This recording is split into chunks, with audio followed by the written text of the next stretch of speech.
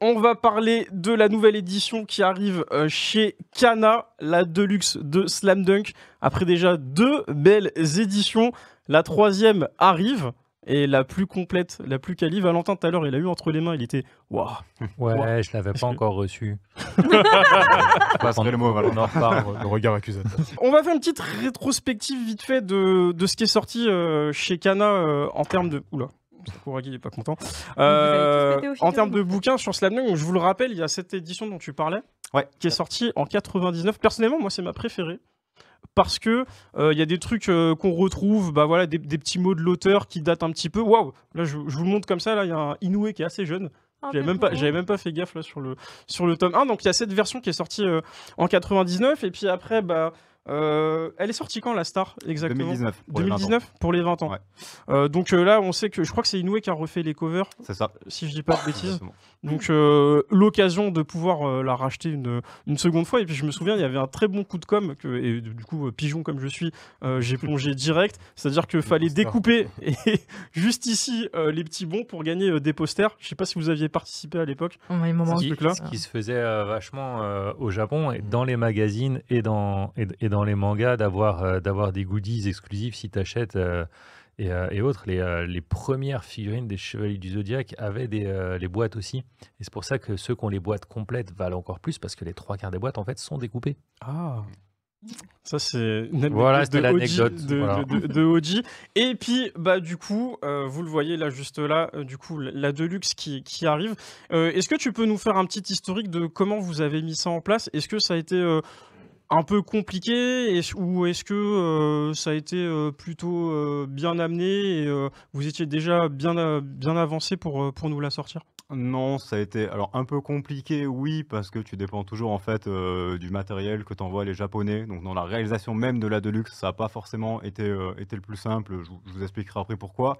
Mais sinon, sur l'historique, dans les faits, nous, donc on est évidemment revenu avec la Star Edition pour les 20 ans en fait en 2019. L'idée, c'est que là, pour les 25, on arrivait avec la Deluxe qui était forcément ultra demandée par la communauté. Donc bah, forcément, nous, on voit aussi ce qui nous est demandé, on essaye d'y répondre. Après, tu l'as dit, en fait, pendant l'émission, Inoue a récupéré ses droits. Donc là, on négocie avec Inoue directement et plus avec Shueisha.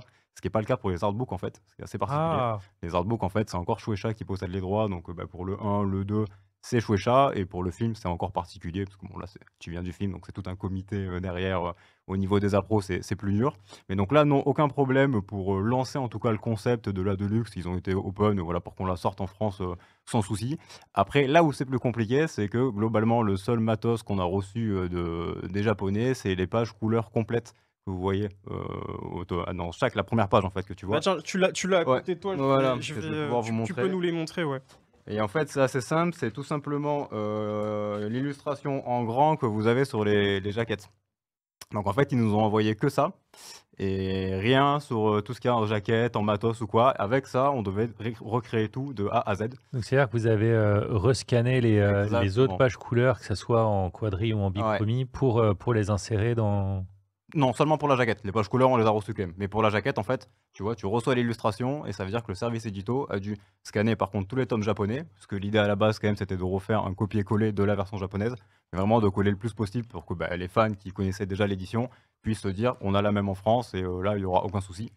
Donc on a rescanné, tout envoyé au graphiste. C'est le graphiste qui a dû prendre pour modèle en fait l'édition japonaise pour replacer le cadrage, voilà, toute la création du logo, etc., etc. Et en fait, c'est à partir de ça qu'on a pu avoir in fine le copier-coller du Japon.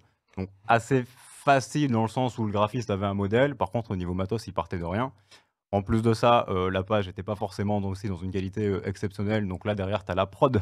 Donc la prod, pour le coup, c'est eux vraiment qui s'occupent de faire en sorte que votre manga soit fabriqué dans les meilleures conditions possibles, parce que que tout soit en HD. Je te coupe parce que vraiment, les pages, là, vous le voyez à l'écran, très quali. Mais les pages sont vraiment très quali. Quand je l'ai reçu à la maison, j'étais vraiment bluffé et frappé de me dire que je me suis dit, le travail est vraiment très qualitatif. Sachant qu'il était fort dans son somme parce que je l'avais reçu la veille. Non, en vrai c'est vraiment très quali. Et je suis assez surpris de tout le matériel qui a été utilisé, parce que effectivement là c'est la première fois qu'on a des pages couleurs. Là on avait que les covers, mais là on a vraiment des pages couleurs, et il y en a pas qu'un peu dans Slam Dunk, vous le verrez. Franchement ça brille de mille feux. J'ai pas 15 000 papier mots il est pour sublime. Le papier est pas. Le papier il est sublime, Ouais. vraiment. Enfin, j'en ai beaucoup manipulé des bouquins en étant libraire, et je trouve que c'est une des plus belles, si ce n'est la plus belle édition que j'ai eue en main. Et Tant mieux, hein, ils ont travaillé dur pour ça. donc, Est-ce que voilà. vous avez eu Guillaume, tu es mon roi, je beaucoup de t'aime. pression? Parce que c'est vrai que quand il y a l'annonce qui a été faite en juillet dernier, beaucoup de gens qui n'avaient pas encore Slam Dunk dans les mains se sont dit bah ouais, pourquoi pas. Là vous voyez, Yo il vous montre vraiment le bouquin tel qu'il est. Je pense que dans le chat là vous pouvez commenter et nous dire ce que vous en pensez. Ne casse pas tout, Yo. Ça, c'était le cadeau de Oui. Otakult, désolé. Voilà.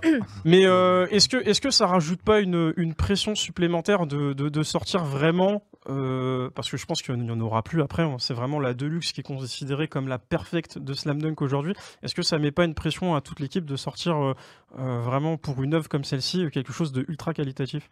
Ça met une pression forcément, surtout au vu de l'attente qu'on avait autour de la Deluxe. Donc là, on savait qu'il fallait pas se louper. Après, c'est pareil, entre guillemets, c'est plus simple quand tu as quand même l'édition qui existe déjà au Japon. Et tu sais sur quoi te baser, tu sais où tu vas en fait et dans quelle direction tu vas.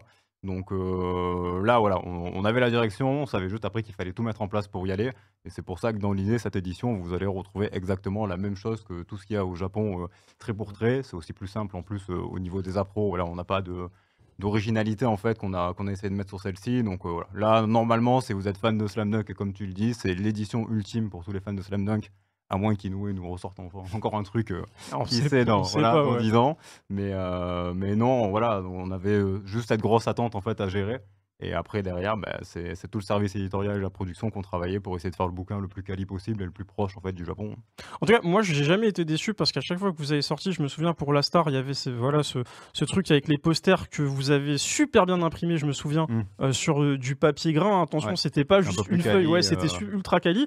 Ils sont à la maison, ils sont bien représentés. Et je trouve que en vrai, vous appliquez vachement à nous sortir quelque chose de très quali. Après, c'est important, hein, c'est quand même Slam Dunk, c'est quand même un des piliers de votre catalogue. Et ça on l'avait pas vu, ça. Tu vois, ça j'avais oublié d'en parler. C'est-à-dire que même dans la Deluxe, vous avez les crayonnés de Inoue, exactement comme tu l'as dit, trait pour trait avec la version japonaise. Ce qu'il faut, tu dis, c'est l'édition ultime pour tout fan de Slam Dunk. La Star va continuer d'exister.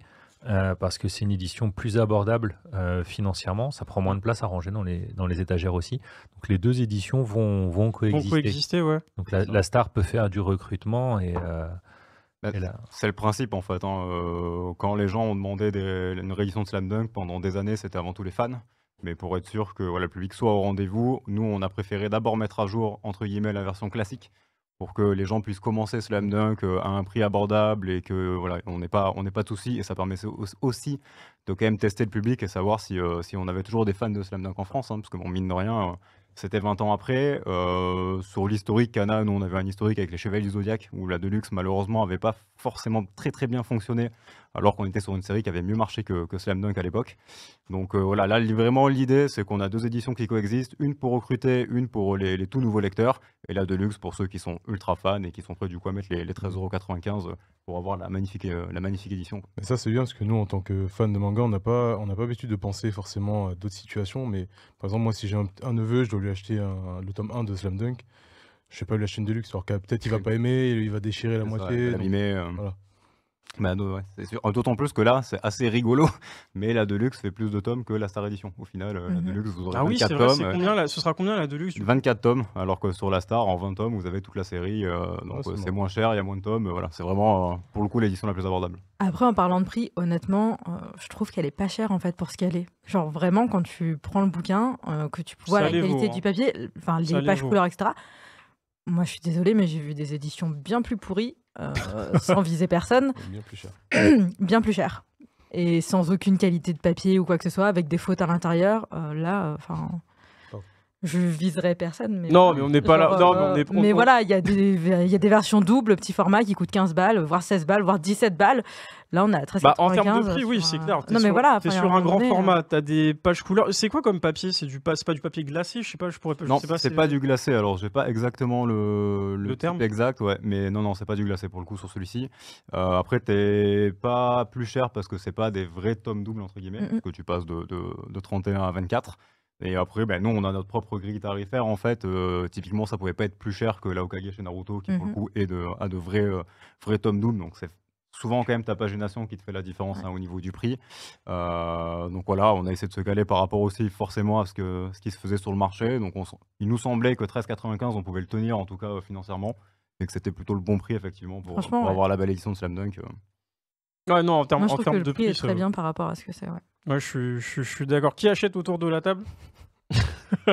Je pense que je lève pas la main parce que je triche. Valentin, toi, t'as les 2 éditions déjà, non? Ouais, j'ai les 2 éditions. J'ai celui-là, le premier tome en japonais, pareil pour Yu Hakusho, et on attendra aussi la même. Je pense que je vais garder que l'ancienne et celle-là, et la Star, elle va aller dans mon stockage. Tu vois, parce que j'ai plus de place dans mon salon, donc j'ai acheté un garage pour ça. Je suis en négociation avec madame pour savoir si je peux garder les 2. Moi, personnellement, moi j'ai du coup la première édition, j'ai la Star en Jap. Ouais, parce que les covers et tout. Parce qu'en fait, je voulais une édition japonaise. Donc en fait, comme je savais que la Deluxe était sortie, parce que j'y étais récemment, je me suis dit, je vais prendre la Deluxe version française et pas. Donc je me suis dit, la Star, ce sera en Jap. Ouais. Voilà. Puis en vrai, la Star, la version japonaise de la Star, je trouve que c'est pour le coup la plus belle édition, parce que les couleurs des dos, etc., c'est magnifique à voir. C'est pas les mêmes, mais effectivement, c'est très beau. Et on sera sur un rythme de parution tous les 2 mois? Tous les 2 mois, ouais. Ah, ça c'est bien. C'est exactement ce qu'on n'avait pas pu avoir à la sortie initiale de Slam Dunk, et je pense que c'est top parce qu'on va pouvoir aller plus vite dans notre remplissage de notre bibliothèque. En 2 ans, on est bon, quoi.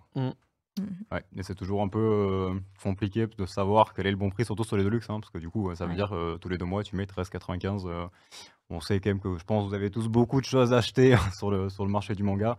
Mais bon, là, on est quand même sur un titre qui a plus de 20 ans. Donc, novembre de cette année, c'est 330 sorties de nouveautés manga sur le mois. C'est plus de 10 par jour pour nos chers libraires. C'est l'enfer. C'est tout much. En fait, j'adore les cartons. Heureusement que j'adore faire ça parce que vraiment. En fait, c'est trop. C'est trop. En fait, ça bouffe le marché. On sature le marché. Ça tue les bottom et les middle sellers. C'est compliqué. Ça empêche de découvrir aussi de nouvelles séries parce que tu n'as pas forcément envie de commencer de nouvelles séries quand tu sais que tu as déjà je ne sais combien de séries à acheter. Surtout que même si moi, personnellement, j'adore le grand format et j'adore les Deluxe, ça a son prix, quoi. Quand tu dois acheter dans une seule semaine, tu as 4 ou 5 tomes qui sont à 15 ou 16 balles. Tu fais pas trop le malin, t'as pas trop envie d'en commencer de nouvelles. Tu fais des choix, en fait. C'est ça, tu fais des choix. Et c'est dommage parce que pour la découverte, c'est compliqué, quoi. Mais tu vois, cette semaine, il y a la Slam Dunk, il y a les Moto Hagyo. Du coup, je mange ici. Je sais que sur les réseaux sociaux, il y a beaucoup de gens qui attendaient du coup la Deluxe de Slam Dunk. Depuis que vous avez fait l'annonce en juillet dernier à Japan Expo, alors c'est vrai que janvier, ça faisait long, mais au final, on y est. Et je trouve que ça y est, vous allez enfin pouvoir vous la procurer. N'hésitez pas, vous n'oubliez pas, tout à l'heure, il y aura le résultat du concours. Donc restez bien jusqu'à la fin. Et en plus... Ah, je me suis fait interrompre par le... Oui, c'est parce qu'il y a une question intéressante dans le chat. Est-ce qu'il y a des ajouts d'éditos sur ces tomes, donc des préfaces, des notes ou autre chose de ce type ?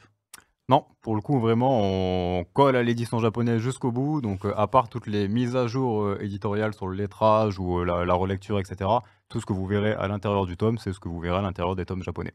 Ok, voilà, vous avez la réponse à votre question. Avec la Deluxe, on repartira pas les mains vides, apparemment. Parce qu'à côté, vous avez quand même développé... Et je pense que tu as bossé dessus. Oui, exactement. Sur un petit panier de basket, ça c'est vraiment ce qu'il faut dans votre bureau. Et en plus, il est brandé Slam Dunk. Sauf que c'est un enfer parce que nous, il est installé depuis 3 jours au bureau. La productivité, elle a chuté en 2-2. Mais ouais, en fait, pour la Star Edition à l'époque, si vous vous en souvenez, on avait fait un premier ballon oui. qu'on avait offert. Que j'avais pas eu. Moi, je l'ai. Je l'ai vu sur l'étagère la dernière C'est pas le mien. Mince. C'est pas le mien. Et là, pour la Deluxe, en fait, à l'époque, on s'était toujours dit le ballon est cool, mais c'est vrai que ça aurait été bien si on avait pu avoir le kit complet. Donc là, pour la Deluxe, on s'est dit bon, ben, on va faire les devis, on va voir si ça passe. Je vais pas vous mentir, une bonne partie du budget marketing y est passé, mais voilà, on a pu le proposer. Voilà. Donc là, pour l'achat du tome 1 à la sortie, vous aurez le kit complet, donc avec le panier de basket que vous pouvez accrocher, vous avez tout ce qu'il faut pour l'accrocher dedans. Le mini ballon de basket qui est dégonflé, parce que voilà, pour info, vous ne pouvez pas faire prendre l'avion à des objets qui sont gonflés, donc ils sont obligés d'être dégonflés, mais vous avez la pompe dedans pour tout faire, donc c'est un kit tout en main. Et j'espère que le goodies vous plaira, parce que pour le coup, on essaye de faire des trucs un peu plus originaux que voilà, des ex-libris, posters, marque-pages qu'on fait aussi, mais qui sont un peu plus communs, on va dire, sur le marché. Donc, les stands acryliques. Les fameux stands acryliques. Cela dit, je dis pas non aux stands acryliques. Et ça coûte cher aussi, les stands acryliques.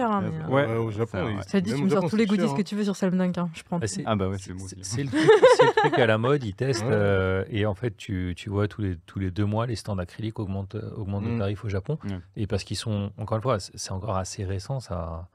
Et ils testent jusqu'à quel tarif ils peuvent aller. C'est en général des trucs hyper temporaires aussi. Il y a vachement, depuis 3-4 ans, le Japon s'est mis au truc éphémère aussi dans le manga et l'animation. Il faut savoir que les collections éphémères, c'est un truc récurrent dans la vie japonaise.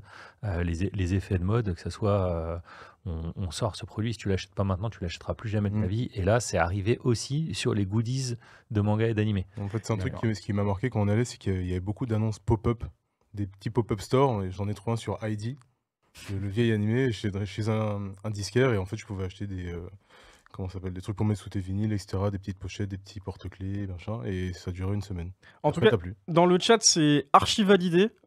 Carrément. Alors déjà, on nous demande est-ce que tu as la liste des librairies où ce sera dispo ou pas? Non. Alors en fait, pour l'anecdote, c'est toujours compliqué d'avoir la liste des librairies. C'est pas que les éditeurs veulent pas vous la donner, c'est juste que c'est le libraire qui choisit s'il veut le goodies, prend le goodies ou pas. Donc nous, on peut pas savoir à l'avance en fait si le libraire va le prendre ou pas. Malheureusement, il faut que vous voyez avec vos librairies Et quand le libraire réclame les goodies, il les a pas toujours. Ouais, voilà. Et c'est pas problématique de Kana, c'est qu'il n'y a pas forcément le stock qu'il faut et le libraire a pas toujours les quantités qu'il faut. Sans compter après. Et c'est pas de notre faute. Voilà. C'est toute une grande chaîne du livre. C'est de la faute de personne, mais c'est compliqué. Et dans le chat, on nous dit Mathieu, c'est le meilleur goodies. Je ne travaille plus depuis. Voilà, c'est quelqu'un qui te connaît. On dira pas qui. Faut pas donner de nom. Voilà, potentiellement on perd un emploi. Mais en vrai, c'est cool que vous ayez brandé ça au niveau Slam Dunk. Parce que avec lui, on est parti au Japon et c'est vrai que trouver du merch Slam Dunk, il y a absolument rien. Là, les figurines que vous avez en dessous des micros, c'est une galère. Même les serviettes, t'as galéré à prendre la première fois. Il y avait rien. On passe par hasard et ils venaient de mettre du stock. Et encore, les serviettes et les t-shirts, ils ont été réédités pour la sortie du film, mais la raison principale, c'est que les goodies dérivent des contrats des comités de production. Donc en général, c'est via le dessin animé qu'arrivent les goodies. Comme on l'a dit, Slam Dunk, le dessin animé a été cancel, façon Gérard Depardieu, il est parti, boum, il n'y a plus de goodies, quoi. Mais... On est au moins à 3 ou 4, là. Au moins à la 4e, il n'est pas là. Il est 22h30, j'ai le droit, on peut mettre des petites blagounettes. Vous ferez juste pas de clip de ça et voilà. Bref, les majorités des goodies sont liées à l'existence des dates anniversaires ou autres d'un animé. Et quand l'animé s'est terminé et n'est plus d'actualité, les goodies naturellement disparaissent. Voilà. C'était tout. Et ça marche aussi comme ça en France, évidemment. Nous, quand on veut faire un truc sur Naruto, par exemple, on doit d'abord vérifier que ça n'existe pas en merchandising. Si ça existe en merchandising, c'est mort. Évidemment, pour Naruto, beaucoup de choses existent en merchandising. Donc voilà, il y a plein de goodies que vous ne verrez pas chez Kana pour le manga parce que... c'est déjà pas mal ce que vous avez proposé avec la Deluxe. Et vraiment, moi, je vous applaudis parce que honnêtement... moi, j'ai fait que le panier. Mais... Non, mais c'est déjà beaucoup. Et en vrai, je peux même pas repartir avec, mais je vais essayer d'aller voir mon libraire pour essayer d'en choper un parce que honnêtement ressortir Slam Dunk, le faire découvrir, mettre, tu vois, genre je vois trop un petit jeune lire le bouquin puis se dire tiens vas-y moi aussi je vais tenter un panier de paysans et puis bon tu vois ça reste là, ça bouge pas et en vrai ça fait le taf. J'ai juste une autre question, est-ce qu'on peut parler vite fait du resource ou pas, parce que mine de rien on parlait du film tout à l'heure, c'est quand même, ça faisait longtemps que j'avais pas vu un nouvel artbook, entre guillemets. Ouais, c'est là où il faut faire attention justement sur artbook, parce que c'est plus un making-of en vrai qu'un artbook. C'est plus un MOOC qu'un artbook. Un MOOC, je dirais, ouais, du coup. T'as 80-90% de texte en fait. Donc c'est vrai que dans le sens artbook, nous on l'entend, faut pas s'attendre à avoir des illustrations de Inoue à chaque page. C'est plus une explication sur comment il a fait le film, tout le travail en fait autour du film. Ce qui est cool parce que c'est d'autant plus intéressant de l'avoir en français, forcément. Là où l'artbook, bon, si vous avez déjà l'artbook en version japonaise, clairement vous aurez un intérêt limité à racheter en version française. Par contre, celui-ci, il y a vraiment eu un énorme travail de traduction qui a été assez compliqué là aussi. Oui, on avait échangé en off lors du dernier Kana Live. Tes collègues nous avaient expliqué un petit peu que ouais, sortir le resource, c'était vraiment du taf. Ouais, beaucoup de taf. Normalement, il devait sortir en novembre, il va sortir en mars, donc c'est clairement que des problématiques d'approbation. En fait, il a fallu passer d'abord par Shueisha avant qu'il présente aussi le tout à Inoue. Et en fait, on a eu vent qu'apparemment, chez Shueisha, on était tombé sur le mec qui était au top des appros. C'est-à-dire que c'était vraiment le gars qui se vantait en fait d'être le plus dur en appro, mais ce qui est logique, c'est derrière, il doit aller voir les auteurs. Et donc, ça a pris énormément de temps en fait pour avoir un retour positif sur celui-ci. Maintenant, c'est bon, donc voilà, il sera bien dispo en mars. Normalement, ça devrait plus bouger. Donc on est content, même si malheureusement ça a un peu écarté la sortie de l'artbook par rapport au film. Par rapport au film, voilà, ouais, mais après tu vois, avec ce que tu viens d'expliquer, si vous êtes tombé sur le mec le plus high level pour faire valider les droits, forcément ça allait être retardé. Mais qu'est-ce qu'on va avoir de nouveau dans cet artbook? Par rapport à la version japonaise, tu veux dire? Ouais, enfin, ou même pour ceux qui vont découvrir, ceux qui ont vu le film, qu'est-ce qu'ils vont découvrir à l'intérieur du bouquin? Pour le coup, c'est vraiment toute l'explication de la création du film. C'est pour ça que moi, je parle surtout de making-of plus que d'artbook. Vous allez avoir certains planches ou némus pour le film, j'ai pas vraiment le mot, mais qui vont être commentés en fait par Inoue sur pourquoi il a fait ci comme ça ou comme cela plutôt. Voilà. C'est vraiment centré sur le film. Faut pas s'attendre à avoir des détails sur le manga ou pas. C'est ressources et centré sur le film que vous avez vu. Et il y a un petit chapitre en plus quand même. Ouais, voilà, t'as une mini-histoire, mais qui est pas du tout le centre en fait du MOOC. C'est pour ça que je préviens, attention, c'est très textuel. Donc là tu as des dougas commentés, tu as le Econte aussi qui est mis, donc la partie plus storyboard. Et c'est là où tu vois le rythme, le découpage. Bon, j'espère pas tomber sur une page qui spoil. Et voilà, et après bon, donc il y a la partie interview. C'est quand même très complet, honnêtement. Portrait des personnages. Voilà, ça fait plaisir en fait. Quand t'as pas eu de petits bonus, de nouvelles images de Slam Dunk depuis un bail, ça fait plaisir. En fait, là, tout ce que vous avez vu dans sur les points de contact et comment attirer l'œil du lecteur, la checkbox pour dire ok, quand on a fait ça sur les corrections. Tu vois, la version avant correction et après correction. Donc, les épaules se touchent pas. Fallait qu'elles se touchent. Les yeux sont pas assez concentrés. Gros travail sur les yeux. Hein. Les yeux, c'est le vecteur principal d'expression. Donc, c'est super important. Donc, voilà, hâte de pouvoir lire ça en français. Qu'est-ce que c'est beau. Ça montre tout le taf d'Inoue quand même sur le film. Enfin, nous, ils nous l'ont dit aussi en interne de pro. Inoue s'est tué en fait vraiment sur la production de First Slam Dunk. Donc si le résultat il est aussi exceptionnel qu'on l'a dit, c'est aussi parce que derrière il était ultra impliqué. Et lui et toutes les équipes d'animation, ils ont quand même pondu un truc assez fantastique. Ouais, moi je le trouve vraiment fantastique, d'autant plus que là c'est vraiment quelque chose de nouveau. Alors avec Yo on se l'est procuré en japonais parce que du coup même niveau artbook et tout, on ne peut pas trop attendre. Ouais, nous on est trop pressé dès que ça sort. Bah, lui du coup, on l'a feuilleté, mais en tout cas grosse force à la personne qui a traduit chez vous parce que je pense qu'à mon avis ça devait pas être. Même le bandeau était une galère parce que le bandeau il est rempli d'informations de tous les côtés et on était obligé là aussi de vraiment refaire la même chose, tout mettre au même moment et au même endroit. Ah oui, ça moi. Et évidemment, des fois les mots n'ont pas la même longueur en japonais et en français. On n'a pas les kanji, c'est compliqué. Ouais, c'est pas plus mal. En tout cas, gros taf. Mais pour faire rentrer. Gros taf sur Slam Dunk. Est-ce qu'il y a d'autres choses qui sortiront par rapport à Slam Dunk pour de l'année? Ouais, l'artbook. L'artbook, alors pour le coup, l'artbook, c'est encore un cas à part, c'est que c'est des impressions qu'on fait en commun avec le Japon. Et après, on importe du coup les artbooks du Japon en France. Donc c'est ce qui avait été fait à l'époque sur le Illustration 2. Donc voilà, que vous voyez effectivement là. Et en VF. Ouais. Et en VF pour le coup. Ah oui, du coup, on travaille en fait avec l'imprimeur au Japon et avec les autres potentiels éditeurs qui imprime les artbooks, on se greffe en fait à l'impression et après on récupère nos exemplaires. Malheureusement, ça veut dire qu'on n'est pas libre en fait de réimprimer, vu que l'impression se passe au Japon. C'est pas nous qui décidons de quand est-ce qu'on peut réimprimer ou pas, et c'est pour ça que les quantités sont toujours assez limitées. À l'époque, on avait fait le 2 parce qu'évidemment c'est le plus récent et c'est celui qui est le plus proche du trait d'Inoue maintenant, et notamment de ce qu'on peut voir dans la Star. Et là, on s'était dit, il y avait le film, on voulait voir si est-ce qu'ils allaient réimprimer au Japon justement l'artbook numéro 2. Ils nous ont dit non, donc malheureusement, on pouvait pas le réimprimer. Par contre, on a pu se greffer sur l'impression du 1.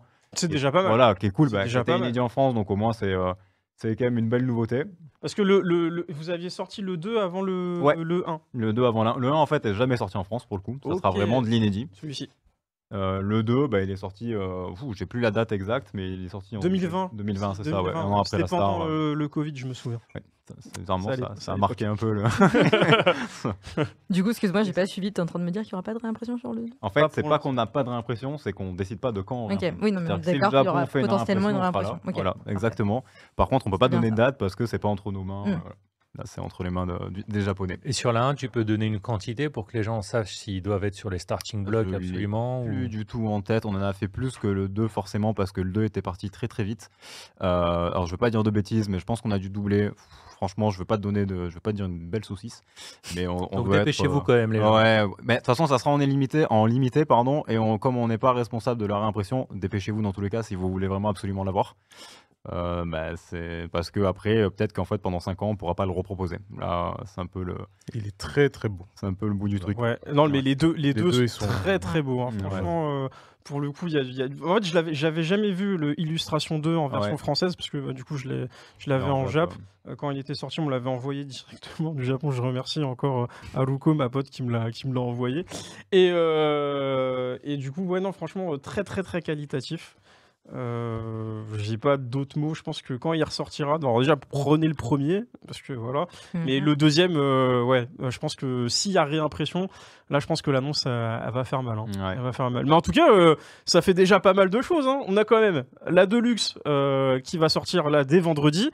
Au mois de mars, on a le Resource qui sort, et alors là franchement je pense que je vais me poser sur mon lit, je vais boire chaque mot que Inoue aura prononcé parce que gros taf de traduction et c'est des trucs qu'on peut on lit pas le Jap donc malheureusement voilà. Et du coup le Illustration 1 qui va sortir, franchement Kana, bravo hein. Belle année Slam Dunk pour les 25 ans et on a eu la chance d'avoir le film en plus avant, donc on espère que ça fera plaisir à tous les fans, dont moi le premier en fait, parce que je vais faire comme toi hein. Dès que j'ai le ressource chez moi, c'est merci, au revoir, et on me voit plus pendant toute la soirée. Non, c'est clair. Je pense que j'en ferai même une rubrique spéciale, à mon avis, d'ici peu, parce qu'il y a beaucoup de choses à dire. C'est vraiment, moi, l'interview qui m'intéresse. Tout à l'heure, on a lu vraiment un passage, et rien que ça, quand je l'ai lu en off, j'étais en mode waouh. Sur un mec que tu vois pas souvent en plus, que t'entends pas souvent parler, forcément, c'est encore plus de valeur. Clairement.